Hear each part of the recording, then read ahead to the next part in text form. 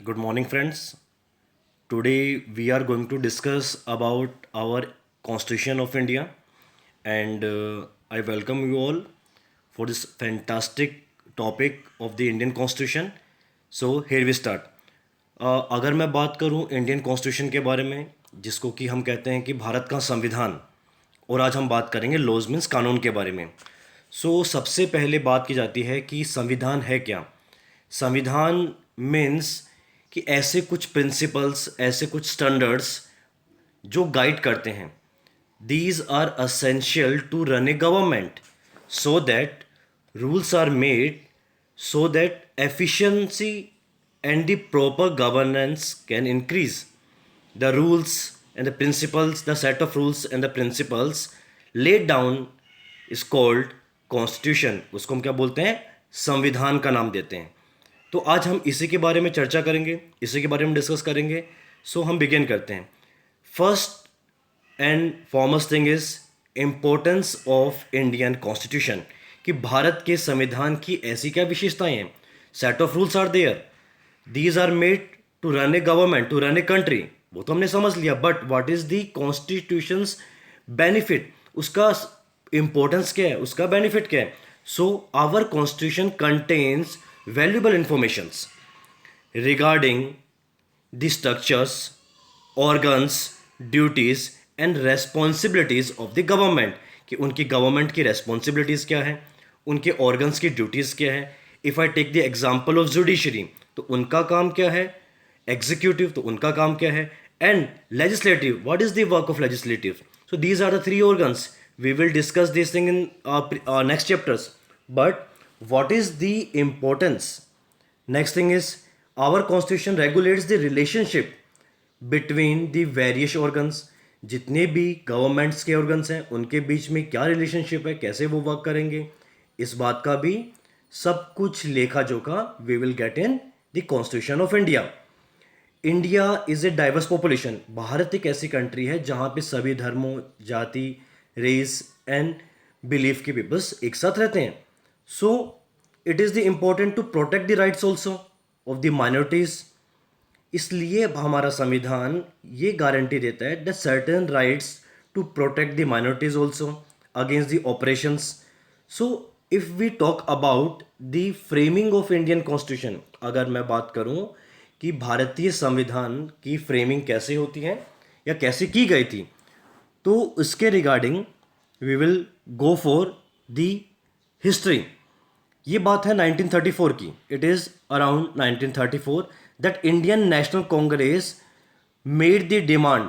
भारतीय राष्ट्रीय कांग्रेस ने एक डिमांड की जिसमें कि बताया गया कि हमको हमारे देश का संविधान बनाना चाहिए। For that purpose one constitutional assembly was formed. Constitutional Assembly was formed in December 1946. Constitutional Assembly was formed, don't forget this, in 1946। कौन सा महीना था? दिसंबर का महीना था। भारतीय हिस्ट्री के अंदर, इंडियन हिस्ट्री के अंदर एक असेंबली बनाई गई जो कि रूपरेखा तय करेगी कि how our constitution will be formed. तो it was the day of December 1946। Now we are moving further that what constitution assembly did. If we talk about the constitution assembly, here you can see that framing of Indian Constitution, Dr. Sachidanand Sinha, Dr. Sachidanand Sinha, the first picture, he are the man, was the first president, not permanent but the temporary president of the Constitutional Assembly. So Dr. Sachidanand Sinha was the temporary president of the Constitutional Assembly. Next we will talk about Rajendra Prasad become the president of Constitutional Assembly. सच्चिदानंद सिन्हा के बाद doctor Rajendra Prasad become the president of Constitutional Assembly, and doctor Bhimrao Ambedkar become the chairman of drafting committee. देखिए बेटा, don't confuse in between. Drafting committee के head या chairman थे आपके भीमराव अंबेडकर जी, और constitutional assembly उनके जो हेड थे, उनके जो चेयरमैन थे, उनके जो प्रेसिडेंट थे वो थे doctor Rajendra Prasad. So these are the peoples who are the leading that constitutional assembly and drafting committee. If I talk about, it takes approximately, or you can say exact 2 years, 11 months and 16 days to draft our Indian constitution. मतलब 2 साल 11 महीने 16 दिन लगे भारतीय संविधान को बनाने में। और एट लास्ट ऑन द 26 जनवरी, आप सभी को दिन याद होगा, 26 जनवरी 1950 को हमारा संविधान लागू कर लिया गया था। अब here's my question for you all कि why it was chosen the date of 26 January. मेरा क्वेश्चन सभी के लिए क्या है कि 26 जनवरी को ही डेट क्यों चुना गया, अदर डेट्स को क्यों नहीं लिया गया, आप मुझे ज़रूर बताइएगा। आगे चलते हैं। कॉन्स्टिट्यूशन असेंबली के बाद वी विल मूव अहेड। आगे बात करेंगे की फीचर्स ऑफ इंडियन कॉन्स्टिट्यूशन, कि हमारे भारतीय जो संविधान है उसके की फीचर्स कौन कौन से हैं, ऐसे कौन से इंपॉर्टेंट फीचर्स हैं जो हमको हमारे संविधान दे रहे हैं। अगर मैं बात करूं हमारे पहले की फीचर्स के बारे में, that is federalism, second is parliamentary form of government, third one is division of power, fourth one is secularism, and fifth one is fundamental rights. So one by one we will talk about this. Federalism क्या होता है? This refer to the existence of more than one level of government. जैसे हमारे पास state government, central, सबसे ऊपर अगर बात करोगे सेंट्रल गवर्नमेंट, फिर उसके बाद बात करोगे स्टेट लेवल गवर्नमेंट, एंड उसके बाद बात करोगे panchayat level government. So these are the comes under the federalism. Second one is parliamentary form of government. अगर आप बात करते हो पार्लियामेंट्री फॉर्म ऑफ गवर्नमेंट, इसका मतलब हमारे क्या होगा, एक पार्लियामेंट होगी, उसमें हमारे लोकसभा होगी, राज्यसभा होगी। राज्यसभा को क्या बोलते हैं? House of peoples. और Lok Sabha is the lower house, जहाँ पे हमारे नियम कायदे कानून बनाए जाते हैं। ठीक है, पार्लियामेंट्री फॉर्म ऑफ गवर्नमेंट। और कॉन्स्टिट्यूशन हम लोगों को यूनिवर्सल अडल्ट फ्रेंचाइज भी देता है। इसका मतलब राइट टू वोट, हम सभी को राइट टू वोट भी हमारा संविधान प्रोवाइड करता है। अगर मैं बात करूं सेपरेशन ऑफ पावर्स के बारे में, तो separation of powers means government के अंतर्गत एज पर दी इंडियन कॉन्स्टिट्यूशन, जब मेन आपके 3 गवर्नमेंट के जो हमारे मॉडल्स हैं, जैसे मैं बात करूं एग्जीक्यूटिव है, जुडिशरी है, लेजिस्लेचर है। Legislature, executive and judiciary, they have separate powers. Legislature have separate powers, executive have separate power, and judiciary have separate powers. They can interact with each other, but no one can put their nose in between the other works. So हमारा जो executive है, judiciary है, and जो हमारा legislative है, they have separate power.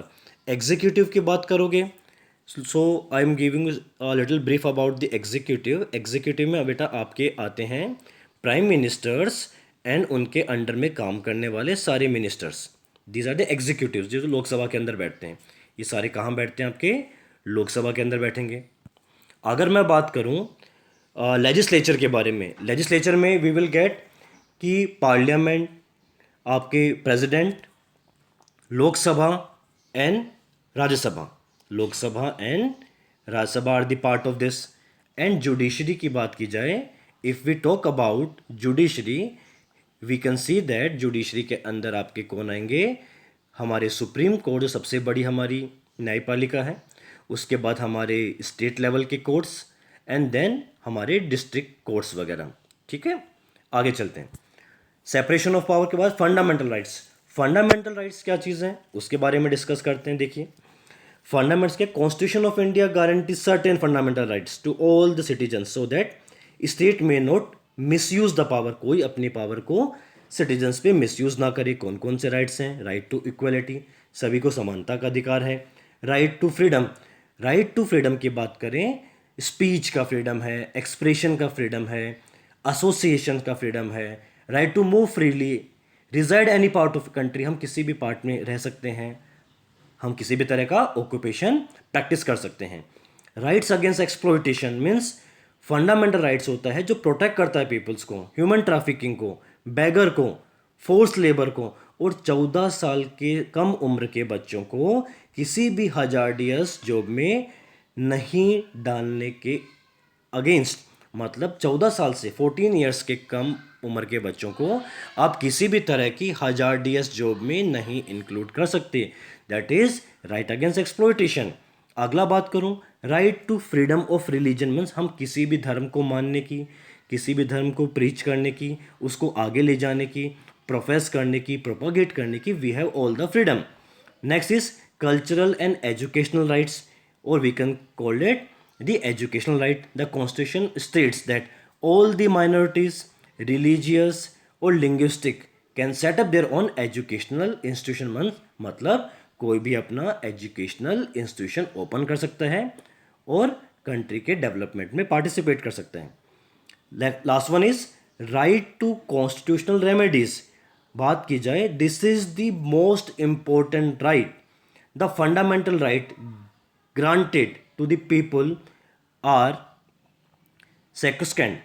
Any citizen can approach a court of law if he or she feels that his or her rights have been violated। Means जो ये right to constitutional remedies है ये ऊपर दिए हुए सभी rights को protect करने का काम करता है। Means right to constitutional remedies is a protectorate of cultural and educational rights, right to freedom, right against exploitation, right to freedom and equality. अगर इनमें से आपका कोई भी राइट्स आपसे छीना जाता है then you can approach to any court as per the right of constitutional remedies. Next बात करते हैं हमारे फंडामेंटल ड्यूटीज़ की। ये तो राइट्स थे जो हमें हमारा अधिकार मिलता है, ड्यूटीज़ क्या है? हमारे कर्तव्य जिनको हमें फुलफिल करना आना चाहिए। देखिए बात करते हैं फंडामेंटल हमारी ड्यूटीज़ के बारे में कि इंडियन जो कॉन्स्टिट्यूशन है वो हमें कहता है to abide by the constitution and respect the ideas. मतलब भारत का, उसके संविधान का, नेशनल फ्लैग का, नेशनल एंथम का हमें सम्मान करना चाहिए, हमें कंट्री को डिफेंड करना चाहिए जब रिक्वायरमेंट पड़े। To cherish and follow the noble ideas to inspire the national struggle और freedom. To uphold the protect the sovereignty, unity and integrity, Bharat की जो एकता है उसको बनाए रखना चाहिए। To value the presence and the rich heritage of our composite culture, हमारा जो पास्ट है, हमारा जो हेरिटेज है, हमारा जो कल्चर है, we have to protect that. To safeguard the public properties, जितनी भी पब्लिक प्रॉपर्टीज़ है, पब्लिक पार्क्स है, पब्लिक प्लेसेस है, उनकी सुरक्षा की जिम्मेदारी भी हमारी है, किसी भी तरह का वायलेंस ना करने की भी जिम्मेदारी हमारी ही बनती है। To protect and improve the natural environment, obvious सी बात है हमें नेचुरल इन्वायरमेंट को भी डेवलप करना, forest, lakes, rivers, wildlife और उनका भी लिविंग कंपैशन बढ़ाने की हमारा एक कर्तव्य और हमारा एक मौलिक इसमें अधिकार बन जाता है। To strive towards the excellence of all the spheres, individual collective activities so that nation constantly rise to the higher levels of the endeavour of the achievements. Means आप सभी मिलजुल के काम करें ताकि हमारा देश है वो आगे बढ़ के नित नए आसमान को छुए। सो ये हमारे ड्यूटीज़ हैं और पहले वाले हमारे राइट्स थे। राइट्स तो हमें हमारी प्रोटेक्शन के लिए मिले, बट जो ये ड्यूटीज़ हैं these are for the welfare of nation, वो देश को आगे बढ़ाने के लिए है। Okay, now we are moving towards the laws. हम आज बात करेंगे कानून के बारे में, नियम के बारे में बात करेंगे। लॉज क्या है? There is a close relationship between laws and constitution. अगर मैं बात करूं संविधान और कानून के बारे में तो इनके बीच में काफ़ी क्लोज रिलेशनशिप है।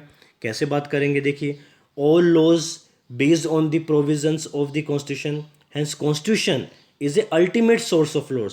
मतलब अगर आप कॉन्स्टिट्यूशन की बात करते हैं तो जो नियम कायदे कानून है वो कॉन्स्टिट्यूशन के तहत ही बनाए जाते हैं। कॉन्स्टिट्यूशन में क्या लिखा है उसके अकॉर्डिंग ही कानून लोकसभा वगैरह में बना के उसको राज्यसभा के अंदर एंड राज्यसभा से उसको हम प्रेसिडेंट के पास भेजते हैं ताकि वो एक कानून बन सके। अब सबसे बड़ी बात, आपके दिमाग में क्या क्वेश्चन आ रहा होगा, sir what is the need of laws? कानून की रिक्वायरमेंट क्या है? Laws are made for the welfare and security of people. लोगों के वेलफेयर के लिए और उनकी सिक्योरिटी के लिए बनाए जाते हैं।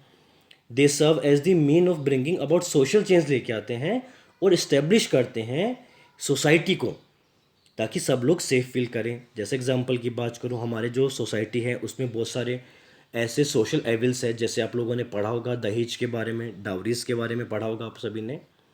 आप सभी को पता होगा डावरी के बारे में, दहेज प्रथा के बारे में, डावरी के बारे में पता होगा। आगे चलते हैं, फीमेल फोर्टिसाइड मतलब माएँ अपने छोटे बच्चों जिनकी उम्र 1 साल से कम है जो पेट में है उनको मरवा देती हैं, उनको बोलते हैं कन्या भ्रूण हत्या कहते हैं।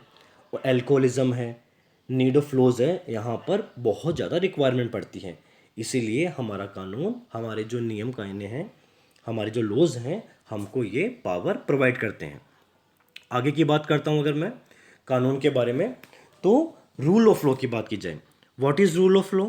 अगर आप बात करेंगे rule of laws, rule of laws के बारे में बात करेंगे तो you have read that our constitution provide the framework of administration a law which is against the fundamental right. अगर ऐसा कोई नियम, अगर ऐसा कोई नियम, ऐसा कोई कानून हमारे फंडामेंटल राइट्स के अगेंस्ट है और हमारे फंडामेंटल राइट्स को वॉयलेट कर रहे हैं, तो हमारा जो सुप्रीम कोर्ट है, जुडिशरी की जो सबसे बड़ी इंस्टीट्यूशन है, the supreme court can declare it null and void, उस पूरे के पूरे नियम को खारिज कर सकती है। Thus the rule of law will always prevail, इसलिए रूल ऑफ लॉ हमेशा बना रहना चाहिए। The role of laws implies that no one is above law, सबसे बड़ा कानून से ऊपर कोई भी नहीं है, चाहे वो कोई राजनेता हो, चाहे वो गवर्नर हो, चाहे वो राष्ट्रपति क्यों ना हो, कानून सभी के लिए समान है। So this is the ending of our chapter number 1, the Indian constitution. If you have any doubt you can put your doubt to our school group और our group at any moment of time. Thank you very much. जय हिंद, जय भारत।